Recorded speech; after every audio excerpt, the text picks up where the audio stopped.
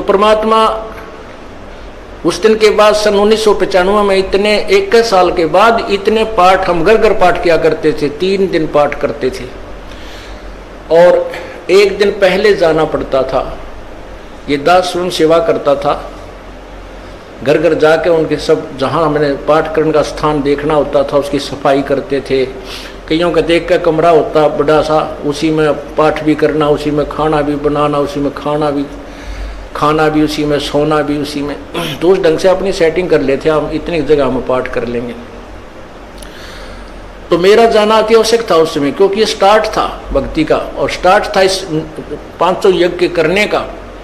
किसी को नहीं मालूम था, बच्चे थे सहयोग देने लगे और धीरे धीरे फिर वो क्या हुआ कि इतने पाठ हो गए कि मुझे नौकरी, पहले तो क्या करता था, शुक्रवार को पाठ प्रारंभ किया, शुक्र ड्यूटी करके सामने चले जाते बृहस्पतिवार को, शुक्रवार को रात में तैयारी करते, शुक्रवार को शनिवार को अब पाठ प्रारंभ करके अपनी नौकरी पर चला जाता, फिर शाम ना आ लेता, शनिवार इतवार की छुट्टी हो जाती, काम चल रहा था। वो हफ्ते में हुए, फिर होने लगे डेली। अब अफसर भी दुखी और मैं भी दुखी, तो फिर उस दिन रिजाइन कर दिया परमात्मा के नाम पर। 18 साल की नौकरी होगी थी मेरी। हालांकि कुछ और भी हमारे साथी कह रहे थे भाई अभी 2 साल और डट जाओ आपकी पेंशन बन जाएगी। वाह भैया, पेंशन तो करा कितनी बार होगी, जो पेंशन ई बनेगी ना या कद्दे नहीं बनी थी या असंख्य जन्मों की पेंशन बन जाएगी। तो वो तो इस बात को नहीं समझे थे, उन्हें तो मुझे मूर्ख ही समझा। और दास की सौभाग्य था कि मुझे नौकरी या मजदूरी मिल गई भगवान की और उसकी पुण्यात्माओं को दलदल से निकालने की। कहते आत्म प्राण उद्धार ही ऐसा धर्म नहीं और, धर्म तो और भी है, दान करते हैं, भूखों को भोजन देते हैं, ऐसा है कि सहाय करते हैं, लेकिन जो आत्म प्राण उद्धारी ऐसा धर्म नहीं और। धर्म तो ये भी है जो गौशाला बना रखी है, धर्म वो भी है जो चिड़िया ऊपर चुग्गा डाल देते हो पशु पक्षियों को, वो भी विकलांगों के जो ऑपरेशन वगैरह कराए जा रहे हैं वो भी धर्म है, अनाथ आश्रम है वो भी धर्म है। लेकिन जो आज गौ हैं उनकी सेवा कर रहे हैं अच्छी है, क्योंकि कोई भी प्राणी है, चाहे भैंस है, पशु है, कोई किसी प्रकार का, सबकी सेवा हमने इसी दृष्टिकोण से करनी चाहिए, क्योंकि सब में एक जैसा जीव, वो भी धर्म है। लेकिन अब तो वो आज वो गाय है, आज कोई भैंस है और जन्म होने के बाद फिर वो सूअर की जूनी में जा सकती है, उस बीमारी तो कौन छुटावेगा उसको। तो ये ज्ञान, ये भक्ति, ये आत्मा इस जीव को उद्धार करेगी। वो फिर 84 लाख योनियों में नहीं जाएगा, या तो मनुष्य शरीर होगा, नहीं सतलोक चला जाएगा। तो कहते हैं आत्म प्राण उद्धारी ऐसा धर्म नहीं और। तो इस दास को ये आत्म प्राण यानी जीव आत्मा के उद्धार की मजदूरी मिल गई और हरस शुक्र मनाता हूं प्रभु आपने कैसे दया करी 2 कोटि के जीव पर। और ऐसे निर्मल भगवान की महिमा, ओए होए होए, जिसके नाम लेते हैं रूंग रूंग खड़े हो जाते हैं। उसके बाद परमात्मा की ऐसी महिमा हुई, अब मुझे इतनी खुशी होती है। कैसा निर्मल समाज तैयार हो रहा है, बीड़ी शराब मांस तम्बाकू उसको देखकर भी राजी नहीं है।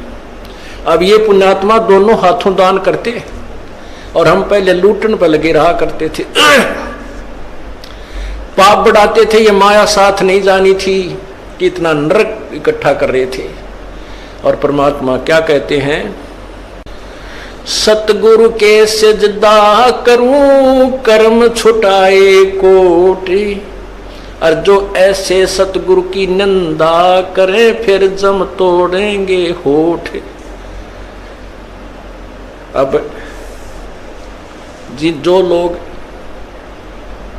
बिना देखे सोचे समझे और भक्तों की संतों की बुराई करते हैं, अब क्या बताते हैं कि सतगुरु के सिजदा करो जिसने कर्म छुटाए कोट, करोड़ों पाप कर्मों से हटाकर और पुण्य कर्मों पर लगा दिया। कितने पाप कर्म बचा दिए हमारे। और जैसे ऐसे सतगुरु की जो निंदा करते हैं, कहते हैं उनके जम तोड़ेंगे होठ, यम के दूत उनके ऐसे लठ मारेंगे, चाहे कितने लागो मुंह पे होठा पे। होठ इसलिए कहा कि इस पर ज्यादा दर्द होया करे, सोई भी बड्डी आया करे, तो कहते हैं वो जम तोड़ेंगे होठ जो बकवाद किया करते थे, संतों की निंदा करते थे। नित्यानंद जी महाराज ने यहां तक कहा है, भाई तू ना मानता ना, ठीक है अपना और काम कर ले और कुछ कह सुन ले, पर संत की निंदा मत करिए, ये तेरे लिए बहुत जबरदस्त पाप बन जाएगा। लेकिन जो इस मार्ग से परिचित नहीं, वो नादान बच्चे आग में हाथ दे देते, बिजली के तार को छू लेते, और ज्ञान होता सत्संग से, और सत्संग में ये काल नहीं आने देता। तो उस दिन के बाद परमात्मा की ऐसी रजा हुई कि बाग लाग गया भगवान का। और यही प्रार्थना करता रहा, परमात्मा तेरे बच्चे तुझे समझे पहचाने, दास को ये नौकरी दी है, इसमें सफल भी आप ही करोगे। ये लोगों ने तो आपको भी नहीं बख्शा था, जब जिसमें आप यहां आए थे काशी में 120 वर्ष रहकर गए, सारा जीवन आपके पीछे पड़े रहे। उन दुष्ट आत्मा स्वार्थियों ने अपने स्वार्थ के लिए जनता को सत्य ज्ञान नहीं समझने दिया, और परमात्मा को बहुत यातनाएं दी गई। अब उनकी जो यातनाओं, उनके साथ जो हुए संघर्ष को देखकर इस दास का दिल डटा हुआ है कि हमारे साथ तो अभी कुछ भी ना हुआ है। जो उस परमात्मा के साथ कितना तेल के कढ़ाई में डाल दिए, कितना काट काट के घेर दिए, कितना कुएं में डाल के ऊपर तो डले ठोक दिए, फिर भी डोके न पाए। वो तो समर्थ थे और जनता कुछ नहीं बिगाड़ सकी और ना ही उनको समझ सकी। समझना चाहिए था, कुछ लोग समझे भी थे, लेकिन बाद में फिर वो ठीक ढंग से ना लगे तो भगवान ने उनको स्वयं ही रिजेक्ट कर दिया था। परमात्मा क्या बताया करते थे, कैसा एथेंटिक उदाहरण दिया करते थे। अपने आत्माओं क्या बताते हैं, भाई सिर साटे की भक्ति है और कछो नहीं बात, सिर के साटे पाइयो अवगत अलख अनाथ। अब शीश कैसे देना है, शीश ये नहीं भाई काट के सिर चढ़ा दे भगवान के चरणों में, ऐसे नहीं। जैसे आपको परसों के सत्संग में सुना था कि गुरुदेव को समर्पण कर दिया जाए। समर्पण का अर्थ यह है कि जो आज्ञा दें वही की जाए, चाहे वो बुरा लग रहा है चाहे अच्छा लग रहा है, उसमें हमारा हित है, अति हित होता है। और संत क्या कहते हैं, भाई बीड़ी शराब मांस तम्बाकू ये मत पीना। संत कहते हैं चोरी जारी नहीं करना, डाके ना डालना, किसी की जेब ना काटना, ये महापाप है तेरे लिए। अपना करके खाना बेटा, भगवान भजना, इससे तेरा कल्याण होगा। और हम यही वचन नहीं मानेंगे तो फिर यहाँ स्कूल में आने की आवश्यकता क्या है, इस विद्यालय में सत्संग में आने की आवश्यकता क्या है। हम गलतियां भी गलती पे गलती करते रहे और फिर सत्संग में भी आ रहे हैं, तो वो फेल हो जाएंगे विद्यार्थी, वो पास नहीं हो पाएंगे। और परमात्मा के पाने का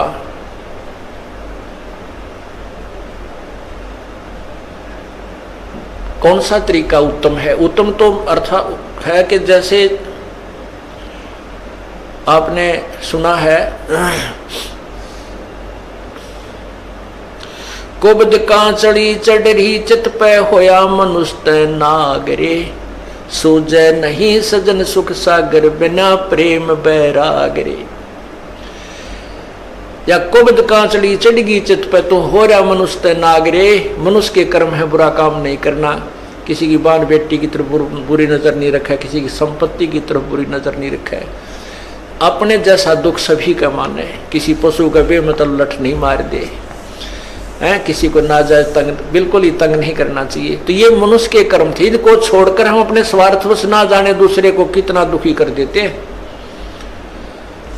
तो वो मनुष्य नहीं रहे, हम सर्प बन गए, दूसरे को विष चढ़ा रहे हैं, कोई ओछी मंदी बाणी कहकर किसी को, किसी की चोरी करके, किसी के ठगी करके, किसी की निंदा चुगली करके, लड़ाई करवा के हम नाग हो गए। और सूझे नहीं सजन बिना प्रेम बैराग रे। वो सुख सागर यानी परमात्मा, सुख सागर माने परमात्मा जो सभी सुख देने वाला है, उसकी प्राप्ति बिना प्रेम और वैराग के नहीं हो सकती। वैराग का अर्थ ये नहीं है घर त्याग का जंगल में जा बैठना, उसके बारे में परमात्मा ने बताए थे। एक नारी त्याग दीनी 5 नारी गैल वे, पाया ना द्वारा मुक्ति का सुखदेव करी बहुशैल वे। सुखदेव ऋषि माँ के गर्भ से ही 12 वर्ष का होकर बाहर निकले थे और उसको गर्भ में इतना ज्ञान था कि मैं अब जंजाल में नहीं फंसूंगा, ना शादी करवाऊंगा और जंगल में जाकर एकांत में माया के, माता पिता भी माया है, माता पिता भाई बहन यह भी काल की माया है, क्योंकि इस विष्णु जी के गुण मोह के अनुसार हम इनमें फंस जाते हैं। हम नहीं निकल सकते, चाहे कल मर जावा पर नहीं छूट सकते इनसे, फिर ये हमारे साथ ना रहते ना हम इनके साथ रह पाते। तो इस तरह का ज्ञान तो उसको था। उसने माँ के पेट से निकलते ही अपनी और नाल को भी कंधे पर डाल ली और व्यास जी कहते हैं बेटा मुझे दर्शन दे जा, बेटा मुझे दर्शन दे जा। अरे दर्शन तक दे दे, तेरी 12 साल बाट देखी हमारा छोरा होएगा। तो दूसरी तरफ मुँह किए हुए कहता है कि व्यास जी ना जाने कितनी बार तू मेरा बेटा और मैं तेरा बाप हो लिया, ना मेरा कितनी बार मैं तेरा बेटा तू मेरा बाप हो लिया। ये तो बूंदा जंजाल है, मैं ना देखूं थरे का ना कदे मेरी भी मैं ना फंस जाऊं। फिर उसने शादी नहीं कराई, शादी भी नहीं कराई और फिर पिछले जन्म की जो बैटरी चार्ज थी आकाश में भी जाने लगा, उड़ भी जाता था, सारा कुछ करता था, लेकिन तत्व ज्ञान नहीं था। अभिमान जो का तू, जब विष्णु भगवान ने ये कहा कि जाओ राजा जनक से उपदेश ले लो, अभिमान हो गया, कट गया। ने बोला राजा जनक गृहस्थी बाई और कैसे शीश निभाऊं जाई। हम सुखदेव बोले ज्ञान विवेक का अपनी तरफ से बड़ी बुद्धि से बात करी, विवेक के साथ क्या कहता है, हमने स्त्री का मुंह भी ना देखा।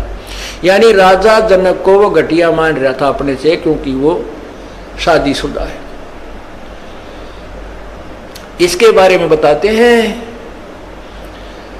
5 एक नारी त्याग दीनी 5 नारी गैल वे। ये काम क्रोध मोह लोभ अहंकार ये भी तो माया है त्रिगेला, इनको त्याग बेटा। जब तू त्यागी बनेगा, केवल एक स्त्री को छोड़कर भाग जाने से तो मोक्ष प्राप्ति नहीं कर सकता। अर्थात परिवार त्यागन मात्र से तेरा कल्याण नहीं है। परिवार में रहे, अपनी भक्ति कर, बच्चों को भी ला लाइन पे। जब पिताजी सत्संग में आता है तो बच्चे तो अपने आप आएंगे, उनका तो और दिल खुलेगा। अब कई बहन ज्यादातर ये परेशानी होती है उनके जीने कि हमारा पति नहीं मानता, बच्चे भी डर छुप कर कभी दाव लगा कर आते हैं और पिता आ जाते, कहना है कि माँ भी गेल हो जाए तो बच्चे तो अपने आप आ ही जाते हैं, जैसे रंग में हम रंगेंगे रंग जाएंगे ये। तो कहते हैं ये वैराग नहीं है, वैराग है, वैराग नाम है त्याग का 5-25 माह ये सारे शरीर में और इसी में हम रहे, इसका नाम वैराग है। कैसे है कि एक सीप बनती है, सीप में मोती बनता है, एक कीड़ा होता है, सीप एक जीव है। जैसे ये शंख आपने देखे होंगे, ये भी एक जीव से बनता है, ये ऊपर का कवर होता है, उसका शरीर होता है। ऐसी एक सीप होती है और वो खारे समुद्र में रहती है और खारे समुद्र को वो ग्रहण नहीं करती, उस पानी को ग्रहण नहीं करती मोती बनाने के लिए। आकाश से स्वाति नक्षत्र की बूंद गिरती है और उस समय उसका मुंह खुला हुआ होता है, तो उसके मुंह में वह एक बूंद गिर जाती है, फिर वो मुंह को बंद कर लेती है और उसी समुद्र में गोते लगा रही है। तो इसी प्रकार जो संसार भगवान से दूर है वो खारा समुद्र है, और जो सीप यानी जो भक्त आत्मा परमात्मा का नाम लेकर अपना मुंह बंद कर लेती है, संसार की नहीं सुनती, उसकी बातों को अपने अंदर नहीं जाने देती, तो वो राम नाम का मोती बनाकर परिपक्व कर लेती है। तो यहां बताते हैं कि वैराग नाम है त्याग का। न्यो त्याग करना, किसी की सुननी है नहीं, कोई क्यों में बांधा, कहें जाओ भाई तुम अपने राजी हम और भक्ति करें, ये है त्याग वास्तव में। ना किसी का बुरा माने, कोई गलत कह रहा कह ले भाई तेरी इतनी सोच है, और अपने उद्देश्य से दूर ना हो, उसे वंचित ना हो। फिर क्या बताते हैं, परमात्मा के पाने की विधि। जैसे सूरज के आगे बदरा ऐसे कर्म छयारे, प्रेम की पवन करे चत मंजन जल के तेज नयारे। ओए होए, अब वही पॉइंट आ जाता है कि सूझे नहीं सजन सुख सागर बिना प्रेम बैरागरे। जब तक हमारा प्यार हमारे हृदय में रोना अपने भगवान के प्रति नहीं जागता, तब तक हमारे बीच में कोई मैल शेष है। और उस मैल को हटाने के लिए, उस मैल को कम करने के लिए ये सत्संग रूपी, ज्ञान रूपी, पांचों यज्ञ रूपी सुमरण, ये सभी व्यवस्था उस मैल को काटने की ही दे रखी है। ये जितना कटता जाएगा उतना प्रेम, परमात्मा में प्रेम आपका बढ़ता चला जाएगा। जैसे सूरज के आगे बदरा ऐसे कर्म छयारे, प्रेम की पवन करे चित मंजन वो झलके तेज नयारी। है जैसे सूर्य के सामने बादल आ जाते हैं और सूर्य का प्रकाश नजर नहीं आता, ऐसे आत्मा और परमात्मा के बीच में पाप कर्मों के बादल छाए हुए हैं और प्रेम की पवन करे चितमंजन। राम नाम का वो सिमरण जो दे रखा आपको, सतनाम कहते, उसके ऊपर तो आपका चित मन लगा रहे।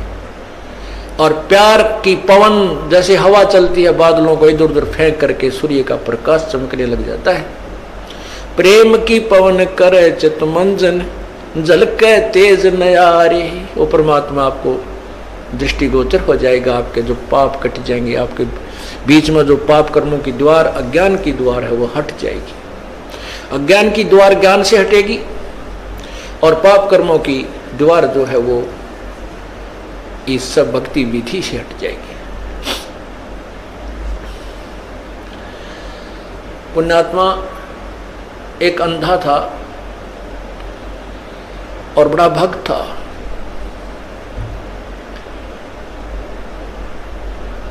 बड़ी साधना करा करता था। एक बार उसको दस्त लग गए, पेचिस लग गए, उसको लूज मोशन हो गए। और लूज मोशन इतने हो गए, उम्र भी उसकी अच्छी हो गई थी, 60-70 के आसपास। इतने लूज मोशन हो गए कि वो समझ गया ना कोई दवाई काम करे। तो उसको पता लग गया कि अब तेरा जाने का टाइम आ गया है, अब नहीं रह पाएगा। इस दृष्टिकोण से उसने सोचा यहाँ क्यों दुखी करा, कोई एक आधा व्यक्ति टूटा फूटा हुआ है, यो कोई कपड़े धोने में लग गया रहा है। तो उसने सोचा कि जंगल में जाकर के इस शरीर को त्याग दूंगा, वहीं मर जाऊंगा, 1-2 दिन में भूखा प्यासा, दस्त लगी रहे हैं, खत्म हो जाऊंगा और वहां इस 100 को कोई पशु पक्षी खा पी लेंगे, उसको उनका उद्धार हो जाएगा। इस दृष्टिकोण से वो महात्मा जंगल में बहुत गहरा चला गया, बहुत गहरा, और मेन रास्ते से भी हटकर जानबूझकर ऐसे सर्प तरफ निकल गया, नूला ठीके लालू का कुत्ती जंगल के बीच में, वहां कहीं आसपास कुछ भी कोई,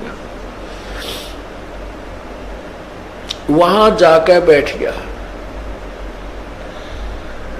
अब वो बैठा था, थोड़ी सी देर हुई थी, इतने में एक बालक आया 5-7 साल का, वर्ष का। उसने कोई आधा घंटा होया होगा बैठे ने। वो कहने लगा, बाबा आपको लगता है आप बीमार हो? कहाँ भाई, बीमार हूँ बेटा। आप कहाँ से आ गए? यहाँ बच्चे को बोला, बोला यहाँ हमारा मकान है, यहाँ हमारी आश्रम है, हमारा घर है यहाँ पर थोड़ी सी दूरी पे। और बाबा ले ये खिचड़ी खा ले, आपको दस्त लगे हैं, मेरी माँ ने बना के दी है, रोटी खा, अब खिचड़ी खा ले। वो बोला, ओ बेटा ला, भूख लगी है। अब बाबा उस सूरदास ने वो खाना खा लिया, खिचड़ी खा ली। वो खिचड़ी खाते ना दस्त रहे और पेट भी भर गया। तो उसने शुक्र मनाया, परमात्मा बड़ी दया करी आपने, हे परमात्मा आप यहाँ भी साथ है। देख कितना छोटा आदमी को यहीं पर आपके बच्चों ने मेरी सेवा कर दी। ये सोच के अग भाई चल भगवान की यह रजा है, और जीवन देंगे तो इसका भजन करेंगे, ठाओगे तो चल इसके लोक में जाओगे, हमारे दोनों हाथों में लड्डू हैं। तो इतने में कुछ देर में वहां उस लीला परमात्मा की ये भेड़ बकरियां वाले आ गए, और उनकी एक भेड़ बकरी की तरह लगी। उसने ढूंढते ढूंढते उस घोर जंगल में पहुंच गए। वो बाबा जी लौट रहा वहां पर, वो कहने लगे महात्मा तू यहाँ कैसे आ गया? वो बोला भाई आ गया, मैं ऐसे ऐसे बीमार था और यहाँ एक भगवान आत्मा का घर है, उसने मेरा नहीं की ऐसी दया करी, कोई खिचड़ी सी बना कर दी, मैं ठीक हो गया, मेरे दस्त लाग रहे थे। वो गडरिये जो थे वो उसके मुंह का ना देखे महात्मा उस सूरदास के मुंह की तरफ कि क्या कह रहे हो, यहाँ कौन है, किसका घर है? और उसके पास क्या था, वो जो प्लेट लाया था, थाली जिसमें खिचड़ी लाया था डाल के, जब उस महात्मा ने वह खिचड़ी खा ली, वो आवाज लगा रहा था बेटा अपनी यह थाली ले जा, बेटा थाली ले जा। उधर से वो गडरिये आगे, जब वो रट लगा रहा था तो गडरिये बोले बाबा किसको आवाज लगा रहा तू? बोला भाई यहाँ कोई एक घर है और उन्होंने ये खिचड़ी बना के भेजी थी बेटा, उनकी थाली, वो बालक था ना ले गया होगा थाली, ये थाली को उनको ले जाएंगे अपनी। वो कहने लगे बाबा जी तू यहाँ कैसे आ गया ऐसे घोर जंगल में, यहाँ ना कोई घर है, यहाँ से 5-7 कोस तक कोई गांव भी कोई ना, तू घर की बात करे, यहाँ कोई घर नहीं है, ये थाली कहाँ से आ गई तेरे पास? ने बोला भाई मन ने बेरा है कितना आएगी, जब बेटा कोई है ही नहीं और कोई घर नहीं तो मौन साध गया। को हे भगवान, हे परमात्मा, आप यहां भी साथ। अब क्या होता है, वो बाबा जी उठकर चल पड़ा, अक भाई चले जहां ले जाएगा वहीं चलते हैं। अब चलते चलते वो जा रहा था कि आगे एकदम गड्ढा था, वो गड्ढा ऐसे स्टाइल में था जय वो स्पीड उसकी इतनी थी बाबा जी की कि वो लाठी थोड़ी टेका था, कदम गणे दर था। इसी उमंग सी हो रही थी, कोई हे भगवान आज मेरा जीवन दान कर दिया भगवान, इस उमंग में चल रहा था। तो ज्यों ही वो गड्ढे में गिरने को हुआ तभी एक व्यक्ति ने उसका हाथ पकड़ के और उल्टा ले लिया। ने बोला बाबा आगे इतना जबरदस्त गड्ढा है, तुम गिर के मर जाता, वापस हो ले, ये रास्ता ठीक नहीं। तो उस संत ने उसके बचाने वाले का पैर पकड़ लिया, नो का नो नीचे एकदम पैरा में गट गया। नो बोला परमात्मा जब तक निकल गए थे मेरे हाथ से, आज नहीं छोड़ू तेरे, जब तुम वो पहचान नहीं सका आपको आज नहीं छोड़ू, मन मत बकावे। नो बोला बाबा क्यों मेरे गल पड़ गया, मैं तो एक राह चलता आदमी हूं और ये तो सूत बैठ गया, तू मर रहा हो, मैं भगवान ने भेज दिया यहाँ तेरे को बचाने के लिए। नो बोला ना, एक बार धोखा खास गया सूरदास, दूसरी बार नहीं। और फिर उसने छुटा लिया वो पैर हाथ। नो बोला छोड़ तू मेरे गले पड़ गया। जब वो कहता है, कहने लगा कोई बात नहीं, तू सारी सृष्टि का मालिक है और मैं बोधा जी तेरा मेरा के मुकाबला है कि मैं तुझे पकड़ सकूं, लेकिन सूरदास के दिल ते निकल जा जब देखूं कि सा बलवान तू। नो बोला हीना जान के कमजोर निर्बल जानो और पैर छुटा गया है, अति बलवान तू है, सर्वशक्तिमान तू, लेकिन सूरदास के दिल ते निकल जा जब जानू कि सा बलवान तू। कहते हैं उसी समय उसके दिव्य भी वो दृष्टि भी खुल गई और भगवान ने सामने दर्शन दिए, जिस भी रूप में वो पूजा कर रहा था। अब देखो पुण्यात्माओं, परमात्मा पूर्ण ब्रह्म कबीर परमेश्वर इस भक्ति काल तक इस जीव को लाने के लिए, भक्ति की आस्था बनाए रखने के लिए सोचल छिद्र करता है। नरसिंह जी का भात किसने भरा था, नरसिंह जी की हुंडी किसने ली थी, ये तो तत्व ज्ञान सुनो जाओगा इस अंधेरे ने। ये पूर्ण परमात्मा जो तीनों लोकों में प्रवेश करके सबका धारण पोषण करता है, यानी सबकी व्यवस्था, सबको जो भी जैसा कर्म करता है उसके फल आधार पर वो परमात्मा आकर के भक्ति लाभ देता है। तो पूर्ण परमात्मा आए और फिर उसको कहा बेटा ये भक्ति कर, ये भगवान है, ऐसा नाम जप। और फिर ये कहा कि मैं तो उसका भेजा हुआ हूँ, तू नाम जाप कर, नाम से मोक्ष होगा। तो पुण्यात्माओं कहते हैं जब उसमें प्यार आया, जब फूट फूट कर रोने लगा सूरदास, बुरी तरह तड़फने लगा, जब परमात्मा प्रकट हो गए, उसके नेत्र भी दे दिए और सामने दर्शन भी दिए।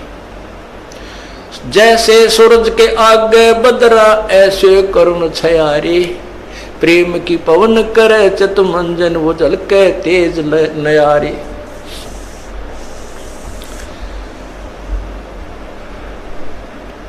कहते हैं बिना प्रेम पावे नहीं चे करोड़ समाधि ला। और इस प्यार को जागृत करने के लिए, इस प्यार को आप परमात्मा के प्रति बढ़ाने के लिए आपका जो ट्रीटमेंट चल रहा है, ये सारा जो उपचार है परमात्मा में प्यार बढ़ाने का।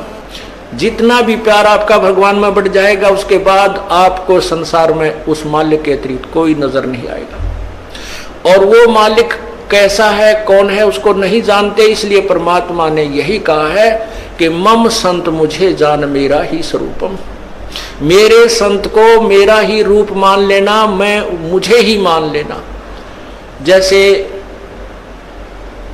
गुरु भगवान नहीं है, गुरु तो भगवान को मिलाने का, प्राप्त करवाने का एक मीडिया है, लेकिन वो पूर्ण परमात्मा का कृपा पात्र है।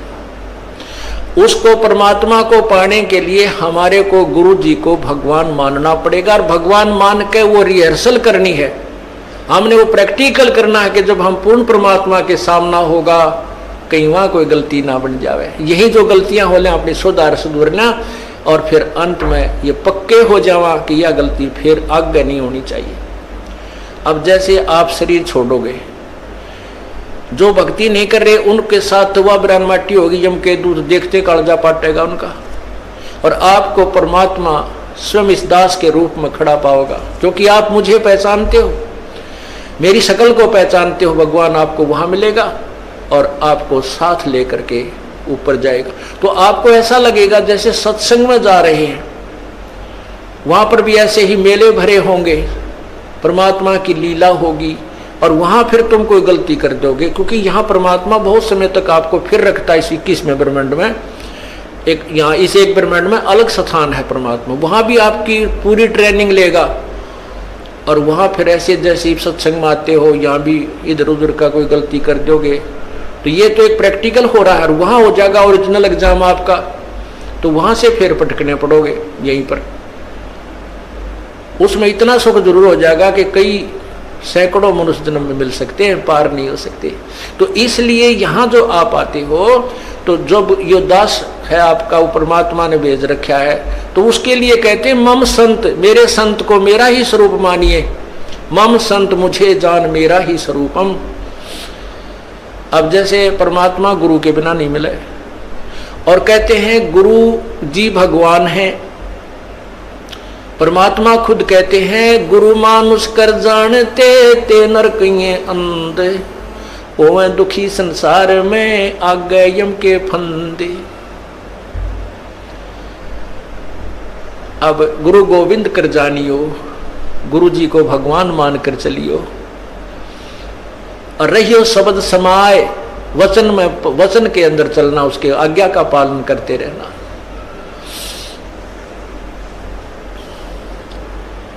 गुरु की आज्ञा आवही, गुरु की आज्ञा जाव, कह कबीर सो संत है आवागमन साए।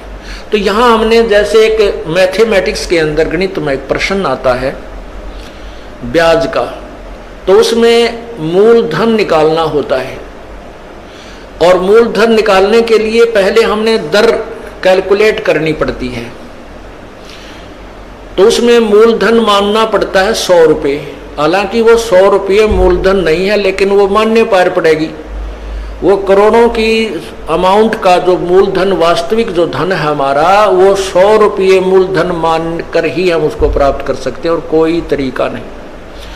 तो उसमें मान लीजिए मूलधन 100 रुपये, 100 रुपये मूलधन मानकर फिर हमको उसको ओरिजिनल मूलधन को प्राप्त कर लेंगे जो करोड़ों की संख्या में है। तो वो परमात्मा को पाने के लिए गुरुजी उस परमात्मा जैसे परमात्मा नहीं है, लेकिन आपने परमात्मा मानना पड़ेगा ताकि आपकी रिहर्सल ठीक चले जा, ताकि आप ये सोचो कि जब भगवान के सामने हम जाएंगे जिसके इतने गुण सुनते हैं और उस परमात्मा से हम मिलना चाहते हैं, वह हमारा कैसा शिष्टाचार हो, कैसा बोलना चालना हो, कैसा व्यवहार हो, कैसा उमंग हो। अगरीब कबीर साहब आपके सामने आ जाएं, आपने इतना गुण सुन रखा है, तो एक दूसरे के ऊपर का पड़ के उनके चरणों ने छुआ है और मतलब नु सोचा जानो मेरी बारी कब आवे। शिष्टाचार नहीं, एक दूसरे के ऊपर नहीं गिरना, मतलब एक दूसरे से आगे पहुंचने की होड़ लगे, और नहीं तो दूर से नोएडी ठाठा के देखें वह खड़े भगवान, वह खड़े भगवान। और यही उमंग आपकी इस दास को जब देखें, ये आप पर बन जाएगी। यू ज्ञान ऐसा है कि आपको फिर कुछ भी दिखाई नहीं देगा, यू दास दिखाई देगा, और तब आपका प्रेम परमात्मा में दृढ़ बन जाएगा। आपकी यहाँ जो भी है, ठीक है, संतान संपत्ति जो भी है वो आपको अस्थायी नजर आएगी, और हम यहाँ अपना कर्तव्य करने आए हैं, ये भी पूरा करना है। तो इस प्रकार जैसे हम माता पिता की, जैसे बच्चों की परवरिश करते हैं माता पिता बचपन से, कितने प्यारे लगते हैं छोटे छोटे बच्चे, और उनको अब आप वो भूखे रह जाते हैं, बच्चों को उत्तम आहार कराते हैं, उत्तम अच्छे कपड़े पहनाते हैं, और जब वो बड़े हो जाते हैं, ब्याह शादियां हो जाती हैं, तो माता पिता उनसे उतना ही प्यार चाहते हैं जितना वो बचपन में दिया करते थे। अब हम उतना प्यार उनको नहीं दे पाते, ये भी हम पाप कमा लेते हैं। बूढ़े आदमी ने कुछ नहीं चाहिए, सारे शौक खत्म हो जाते हैं उसके बुढ़ापे में, और हमारे भक्त बीड़ी शराब मांस तम्बाकू को वहीं त्याग देते हैं, तो बिल्कुल नहीं छूते, वो केवल प्यार के भूखे होते हैं। बुजुर्ग आदमी को, माता पिता को, दादा दादी को, बाहर से आते हो या सुबह उठते हो, सत्साहेब बोले, और प्यार तेनो बाहर से भी आते हो, चाहे आपका किसा मूड ऑफ है, अपने माता पिता से कहे माँ ठीक हो, पिताजी ठीक हो, उनका आड़े गदगद आत्मा हो जाती है। और पिताजी बोला छोरा मुँह चुड़ाओ करनो चल पड़े, तो उसकी दूना रोना बढ़ जाता है।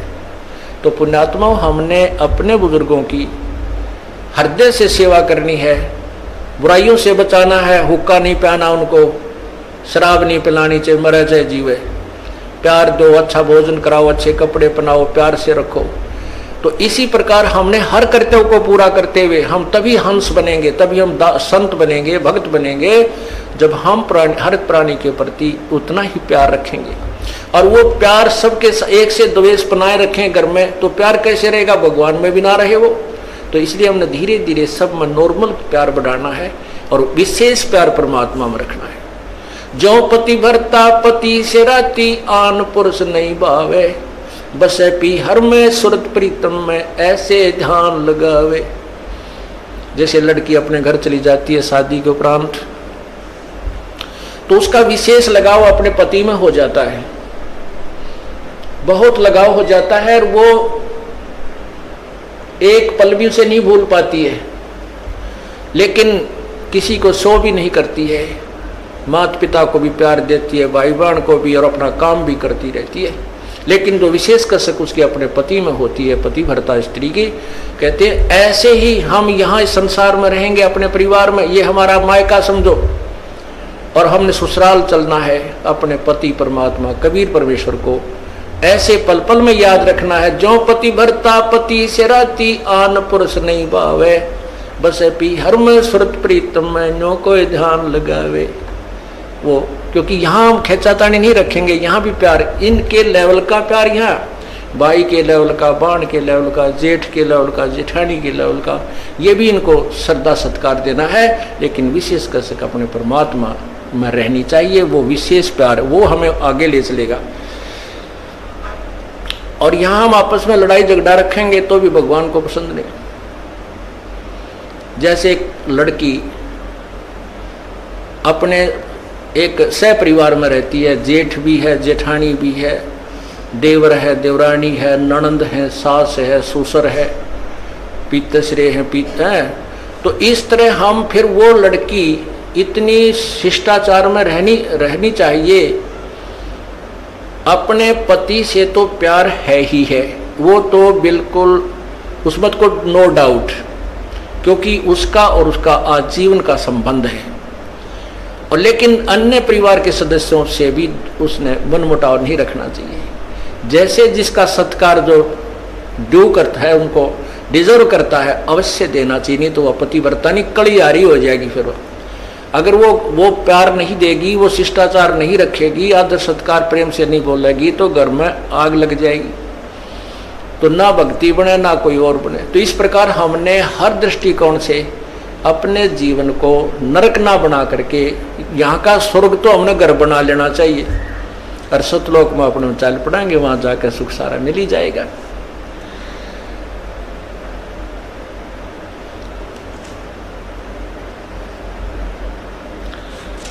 इस प्रकार हमने अपने इस जीवन को सुचारू करना है और परमात्मा प्राप्ति करनी है। सत्संग में आने से बहुत लाभ बताया है। कहते हैं संत मिलन को जाइयो, दिन में कई बार, आसौज के मेह जो ये घना करें उपकार। आसौज का मी पहले सिंचाई नहरों से नहीं थी, ना कोई ट्यूबवेल्स थे, परमात्मा पर आश्रित होते थे।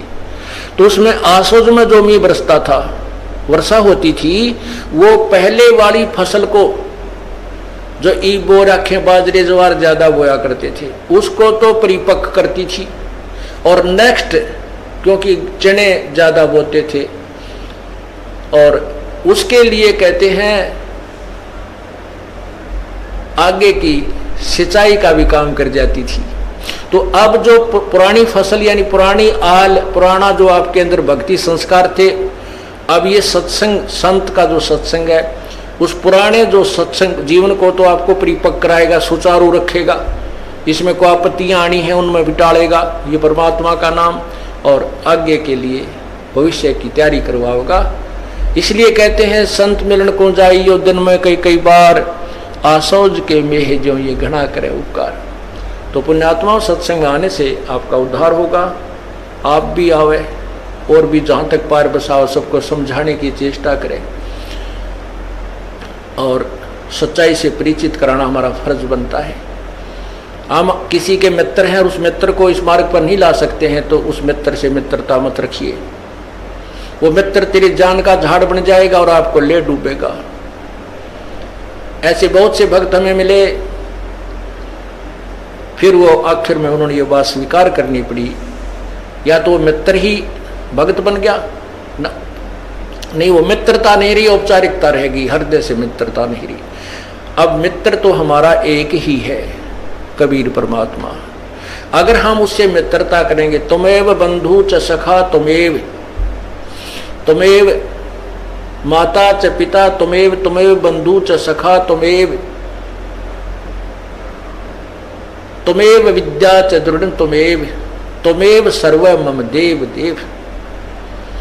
तू ही सखा यानी मित्र है, बंधु हमारा भाई बंध, वास्तव में परमात्मा ही हमारे सब नातों में फिट है, बाकी यहाँ के नाते वो अपने स्थान पर। इसलिए परमात्मा की भक्ति करो और सच्चे लगन से और ज़्यादा से ज़्यादा परमात्मा के चरणों में आया करो।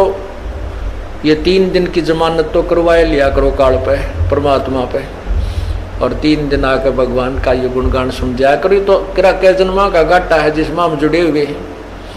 अर्ज करा करो भगवान हमें समय दे, हम जा सकें अपने परमात्मा की महिमा सुनने के लिए। रोया करो कभी उनके चरणों में पड़ के वहीं पर, तो वो ये जमानत लेगा तभी आन देंगे आपको, ना काल नहीं छोड़ा ही। तो अब इसका टेम जोड़ रहा है, फिर तेली का बैल बना देगा, गधा बना देगा, फिर वहाँ नहीं छूटना। तो अब हम प्रयत्न कर सकते हैं, अब हम छूट सकते हैं। परमात्मा का सहारा है, हमारे पास ज्ञान है और फिर सच्चा नाम है। आप पूरा प्रयत्न करें। बोलो सतगुरुदेव की जय।